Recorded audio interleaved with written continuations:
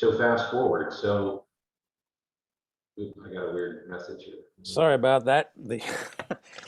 Um, I neglected to start the recording. Yes, we're being recorded. It'll be on the website. You can mute yourself, and as you know, you can go video blind. But I've had a lot of requests for the recording. Sorry for the interruption, Darren. That's fine. I thought I pushed a button No, here. that was me. So terminal illness, we beat that to death. That's been around.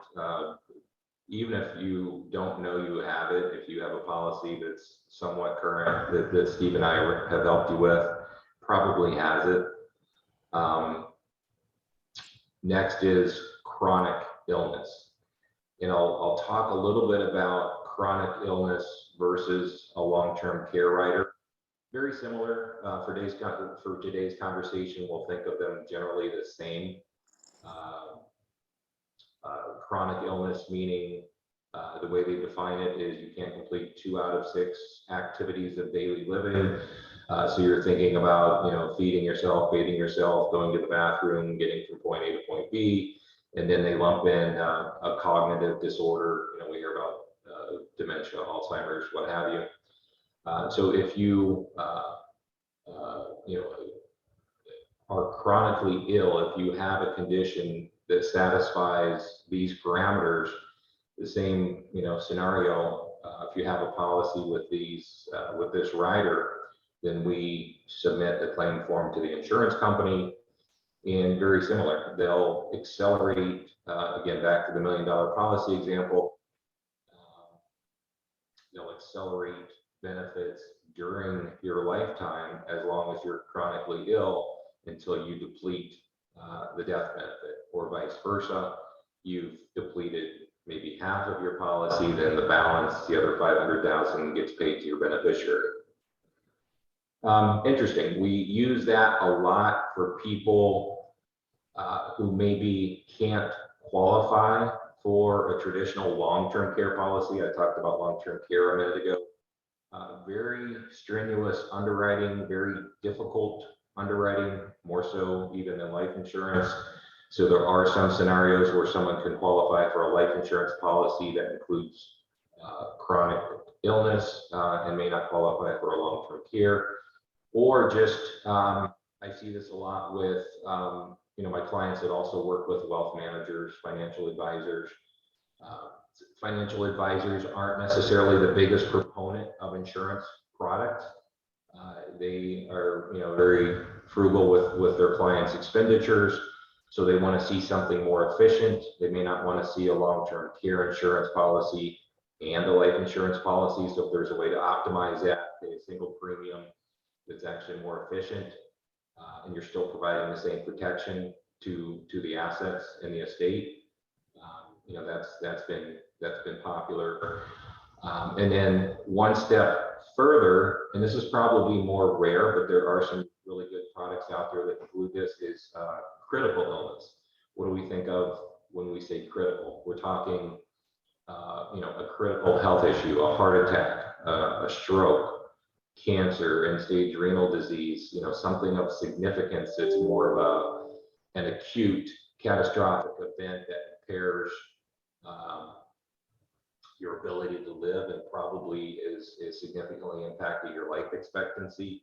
So what we see there is the companies will basically try to determine how severe was the heart attack, how severe was the stroke. So they, in essence, underwrite the critical event, and then based on how severe they think it is, and that determines how much of your life insurance policy, and they actually give lump sum benefits on those. I've seen cases where, a terrible situation, someone had a debilitating stroke where they lost the ability to communicate and, to walk. Maybe they were allowed to accelerate 80% of their policy, which, the family could use for skilled healthcare or, whatever they wanted. That's good, Darren. That's a good summary of the living benefits. One point in particular strikes me. So you're basically saying if we have people who are concerned about paying for long-term care services, because they're concerned about not being able to perform all the activities of daily living, and they're having a very tough time getting a standalone long-term care insurance policy, you're saying they may still qualify for a life insurance product that has those benefits. Yeah, we just see there's a lot more latitude, and Steve and I, you and I both know how challenging life insurance underwriting can be, hence why we go through the pre-qualification process, so we know what the challenges are up front versus finding them out during underwriting and realize, maybe we have gone to the wrong company. Certain companies are better with certain issues, which you and I know. So it's the same thing. There's more latitude in life insurance underwriting. And a quick backstory about myself, Steve knows this. I started on the dark side. I was a life insurance underwriter. I was hired by the Prudential Insurance Company in 1990 in a management development program. So they said, "Hey, do you want to do life insurance underwriting?" I said, "That's exactly what I wanted to do." I had no idea what that was. I had to go home and look it up in a book. But that's how I got started. Yeah. So I did it. I always tease my doctor. I said, I went to medical school, but I went to actuarial medical school. I'm concerned about when you're going to die, not when you're going to be sick, and how to make you recover. So having gone to actuarial medical school for a year, I said that all that really qualifies me for is to be a hypochondriac. Exactly right. Every bruise and learning everything about heart disease and diabetes and primary sclerosing cholangitis and thrombocytopenic purpura and all these crazy diseases. So, but I use that, and that's actually how Steve and I became kindred spirits. He was the first marketing-oriented insurance person that appreciated and understood underwriting.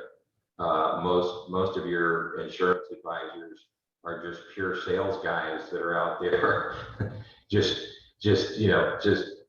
pressing the sales button and throwing stuff against the wall to see what will stick. And because we understand underwriting and understand that different people have different challenges, and one diabetic isn't the same as another diabetic. It's more insightful life insurance. What's the word? Facilitation. Yeah, it's a sales process. I mean, everybody should have a very positive and enriching experience buying anything, Right. whether it's life insurance or a car or a business or an ice cream soda. And so you need to get what you're buying, and you need to know what's right for you. Which brings up my last question. Offhand, who wouldn't be a candidate for a life insurance policy with living benefits? As an advisor, for what kind of person or what kind of situation would you not recommend that? Does any kind of person come to mind?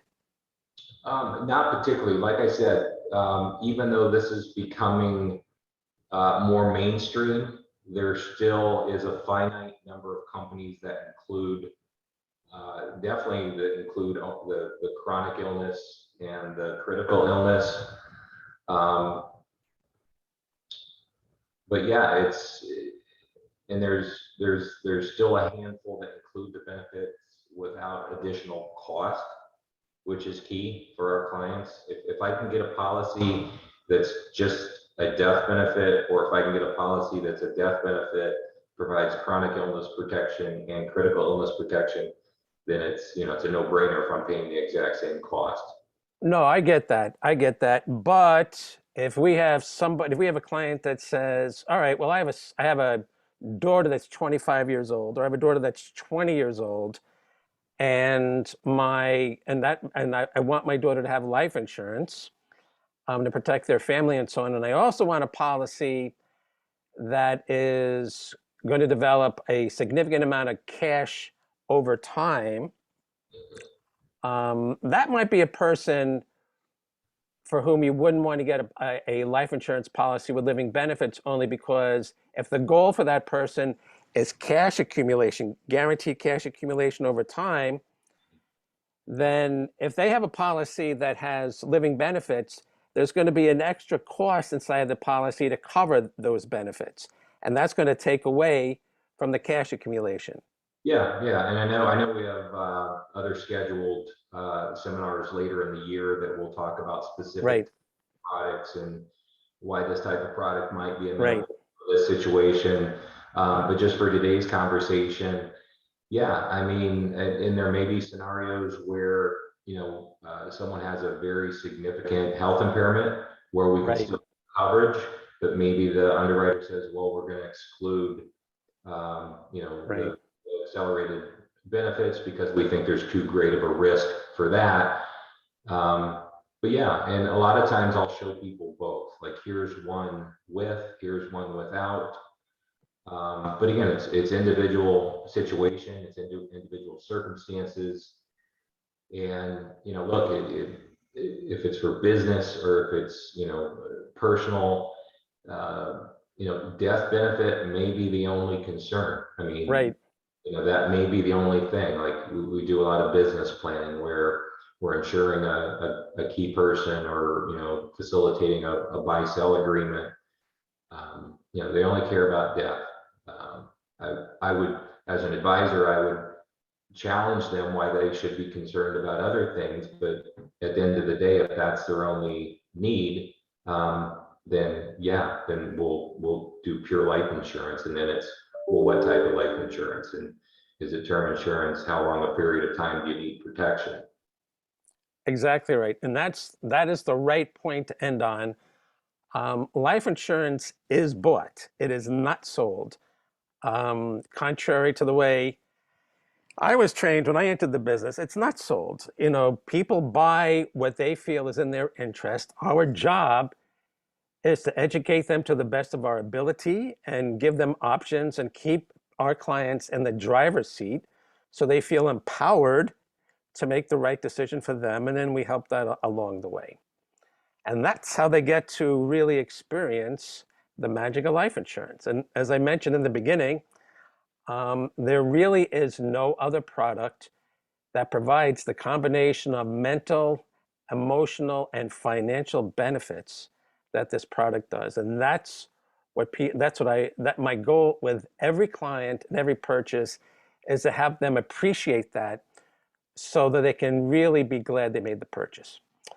Yeah, Just real quick, Steve, and I talk to a lot of financial advisors and wealth managers, and like I said, some, I don't want to say they're anti-insurance, but it's not, their biggest goal in life is insurance. They're all, growing money, investments, what have you. But to your point, there literally is nothing else that can do what it does and still, sit inside of your financial plan.